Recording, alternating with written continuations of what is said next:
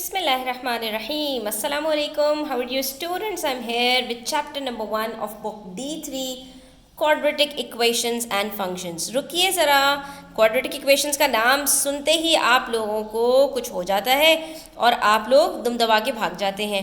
तो आपने भागना नहीं है, तसल्ली से इस वीडियो को देखना है। बहुत इन्फॉर्मेटिव और बड़ी काम की आज की वीडियो है आपकी। आज आप बड़े आराम से तसल्ली से इसको सीखेंगे भी, समझेंगे भी और इसके डिफरेंट मेथड्स के ऊपर काम भी करेंगे, ठीक है। तो आज की वीडियो देखने के बाद क्वाड्रेटिक इक्वेशंस के ऊपर आपको काफ़ी ग्रिप आ जाएगी। तो आज की वीडियो स्टार्ट करते हैं हम। सबसे पहली और इम्पॉर्टेंट चीज़ बच्चों जो आपको पता होनी चाहिए वो ये है कि भाई क्वाड्रेटिक इक्वेशन होती क्या है।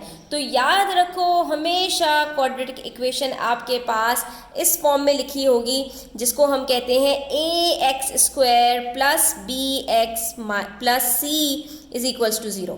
ये होती है आपकी क्वाड्रेटिक इक्वेशन। अगर यहाँ पर इज इक्वल्स टू के बाद कुछ नहीं है, इज इक्वल्स टू का निशान नहीं है, तो वो एक्सप्रेशन है, और अगर इज इक्वल्स टू का निशान आ गया तो वो इक्वेशन है। ये तो आपने क्लास 6 में ही पढ़ लिया था, ठीक है।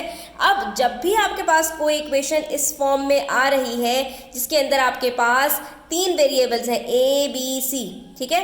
ये दरअसल वेरिएबल्स नहीं हैं, ये आपके पास जो नंबर्स हैं ये आपके पास कांस्टेंट्स होते हैं, जिसके अंदर जो आपकी a की वैल्यू है ये कभी भी 0 के बराबर नहीं हो सकती। हाँ, b भी आपका 0 के बराबर हो सकता है, c भी 0 के बराबर हो सकता है, लेकिन a हमेशा नॉन ज़ीरो होगा, ठीक है। और इसके अंदर जो आपके पास वेरिएबल है उसकी पावर हमेशा स्क्वायर होगी, स्क्वायर से बड़ी नहीं होगी। इसी को हम कहते हैं क्वाड्रेटिक इक्वेशन, ठीक है। तो सबसे पहली चीज़ इसको अपने जहन में बिठा लो कि ax² plus bx plus c is equals to 0। ये जो फॉर्मूलेशन है ये क्वाड्रेटिक इक्वेशन की है, ठीक है। अब दूसरी जो इम्पॉर्टेंट बात है वो ये है कि बच्चों जैसे हम अर्थमेटिक के अंदर मल्टीप्लिकेशन और डिवीजन करते हैं, इसी को हम कहते हैं जब हम अलजेब्रा के अंदर आते हैं तो मल्टीप्लिकेशन हमारी हो जाती है एक्सपेंशन और आपके जो डिवीजन है वो आपकी हो जाती है फैक्टराइजेशन, ठीक है। यानी कि डिवाइड करने को कहते हैं फैक्टर्स बना देना। अब जैसे मैं अगर बात करूं कि 12 के मेरे पास फैक्टर्स क्या होते हैं बच्चों, तो 2 इंटू 6 भी 12 होता है, 3 इंटू 4 भी 12 होता है, और 1 इंटू 12 भी 12 होता है, 4 इंटू 3 भी 12 होता है, 6 इंटू 2 भी 12 होता है। तो ये सब क्या है बच्चों मेरे पास 2, 6, 3, 4, 1, 12, ये सारे के सारे मेरे पास 12 के फैक्टर्स हैं, ठीक है। तो ये मैंने क्या किया कि मैंने 12 के फैक्टर्स बना दिए और इसी को हम कहते हैं डिवीजन अर्थमेटिक के अंदर। और जब बात आती है अलजेब्रा की तो उसको हम कहते हैं फैक्टराइज करना, यानी कि इसके डिवाइड करके फैक्टर्स बना दो। और अगर मल्टीप्लिकेशन की बात होती है अर्थमेटिक में तो हम वहाँ पर जो अलजेब्रा की बात आती है तो उसको एक्सपेंड करने को कहते हैं। जैसे फॉर एग्जाम्पल मेरे पास यहाँ पर है x और ब्रैकेट के अंदर x प्लस 2, तो मैं इसको एक्सपेंड कैसे करूँगी। एक फैक्टर मेरे पास x है, दूसरा फैक्टर मेरे पास x प्लस 2 है, बीच में ब्रैकेट यही बता रहा है कि ये x इस पूरे से मल्टीप्लाई हो रहा है। तो सिंपली मैं क्या करूंगी, एक दफ़ा x को इससे मल्टीप्लाई करूंगी, दूसरी दफ़ा इससे मल्टीप्लाई करूंगी और मेरे पास आंसर आ जाएगा x² प्लस 2x। तो मैंने क्या किया, यहाँ पर इसको मल्टीप्लाई करके एक्सपेंड कर दिया, बढ़ा दिया। तो ये दो चीज़ें आपको याद रखनी है कि जब भी बात आएगी क्वाड्रेटिक इक्वेशंस की तो वहाँ पर या तो हमें एक्सपेंड करना होगा और यहाँ पर हमें फैक्टराइज करना होगा। आज जो हम बात करने वाले वो एक्सपेंशन की बात नहीं करेंगे, वो आसान होती है रिलेटिवली और वो आप अच्छी तरह से सीख भी चुके हो। लेकिन आज जो हम बात करने जा रहे हैं वो फैक्टराइजेशन की बात करने जा रहे हैं। तो क्वाड्रेटिक इक्वेशन को सॉल्व करने के जो हमारे पास 3 से 4 या 5 मेथड्स हैं उसके अंदर पहला मेथड फैक्टराइजेशन होता है कि भाई फैक्टर्स बनाओ और क्वाड्रेटिक इक्वेशन को सॉल्व कर लो। तो आ जाओ एक्सरसाइज 1A में।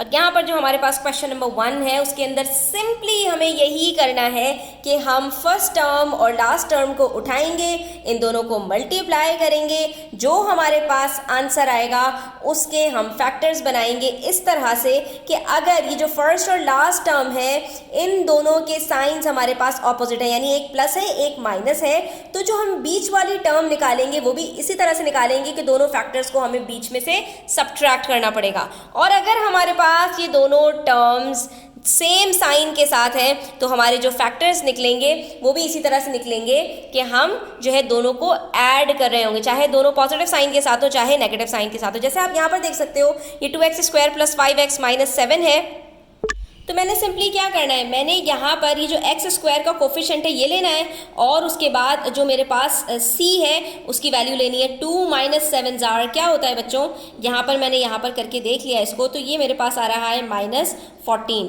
अब -14 को मैं पहले ही देख सकती हूँ कि 2 और 7 का जो मेरे पास यहाँ पर साइंस है वो ऑपोजिट है। इसका मतलब है बीच वाली जो टर्म निकलेगी वो भी दोनों टर्म्स को सब्ट्रैक्ट करके निकलेगी, ठीक है। और पहले ही से हमारे पास ये जो दोनों नंबर्स मौजूद हैं, ये जो दोनों कोफिशिएंट और कांस्टेंट हैं, तो इन दोनों का जो डिफरेंस है वो 5 ही होता है। 7 - 5 2 होता है।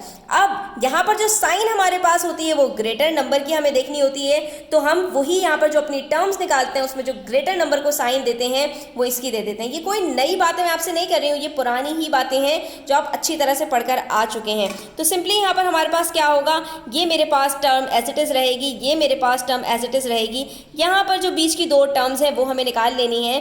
तो यहाँ पर ये कैसे निकलेगा बच्चों, x दोनों में कॉमन रहता है, ठीक है, ये वही रहेगा। ये +5 हमें चाहिए, तो 2 - 7 तो -5 होता है, तो इसका मतलब है हमें यहाँ पर क्या करना पड़ेगा, यहाँ पर हमें 7 - 2 करना पड़ेगा, ठीक है। तो -2 यहाँ पर आ जाएगा और यहाँ पर प्लस आ जाएगा, तो ये 7x - 2x हमारे पास +5x हो गया और इन दोनों फैक्टर्स को मल्टीप्लाई करते हैं तो हमारे पास -14 ही बनता है। और उसके बाद हम क्या करेंगे कि जो दोनों टर्म्स हैं इनके अंदर से कॉमन निकाल लेंगे। जब हम कॉमन निकालेंगे तो हमारे पास यहाँ पर x - 1 बचेगा और यहाँ से कॉमन हमारे पास 7 निकलेगा, यहाँ पर भी x - 1 बचेगा और ये 0 आ गया, ठीक है। उसके बाद जो हमने फैक्टर्स कॉमन लिए हैं तो x - 1 = 0 और दूसरी तरफ 2x + 7 ये भी हमारे पास = 0, तो ये हमने -1 उधर शिफ्ट किया, x = 1 और ये 2x = -7 और x = -7/2 जो कि हमारे पास इक्वल होता है -3 1/2, ठीक है। तो हमारे पास यहाँ पर x की दोनों वैल्यूज़ इस तरह से आ गई और इसको हम कहते हैं फैक्टराइजेशन। ये पहली चीज़ होती है किसी भी क्वाड्रेटिक इक्वेशन को सॉल्व करने के लिए कि भाई उठाओ और उसके फैक्टर्स बनाओ फर्स्ट और लास्ट टर्म के और उसके बाद उसको सॉल्व कर दो, ठीक है। तो ये x की वैल्यूज़ निकालने के लिए पहला और बहुत ही सिंपल मेथड है, ये आपने हर जगह यूज़ करना है जब तक कि आपकी ये क्वाड्रेटिक इक्वेशन सॉल्व ना हो सके, ठीक है। जो पॉसिबल पहला मेथड है वो यही है आपका कि आप भाई उठाइए और फैक्टराइज कर दीजिए। इसके अंदर आप लोग गलती कहाँ करते हो उसको अच्छी तरह से जहन नशीन कर लो। मैं गलती क्यों बता रही हूँ, क्योंकि जब हम अपनी गलतियों को देखते हैं ना तो उससे हम बहुत कुछ सीखते हैं। ये एक मशहूर मकूला है कि इंसान अपनी गलतियों से सीखता है, ठीक है।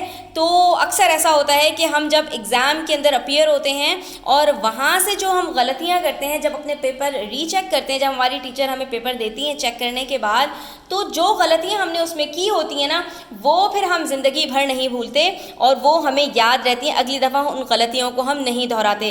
तो एग्ज़ाम की जब प्रिपरेशन करने बैठा करो ना तो उस वक्त भी ये मैं आपको एक टिप दे रही हूँ कि हमेशा क्वेश्चंस के अंदर देखो कि मैं कहाँ कहाँ गलतियाँ कर सकता हूँ, तो मैंने उस चीज़ को अच्छी तरह से नोट डाउन करके याद कर लेना है कि ये मेरे गलतियों के जो है वो एरियाज हो सकते हैं, मुझे इसके ऊपर काम करना है। अब मैं आपको बताती हूँ कि यहाँ पर आप कहाँ पर गलती करेंगे।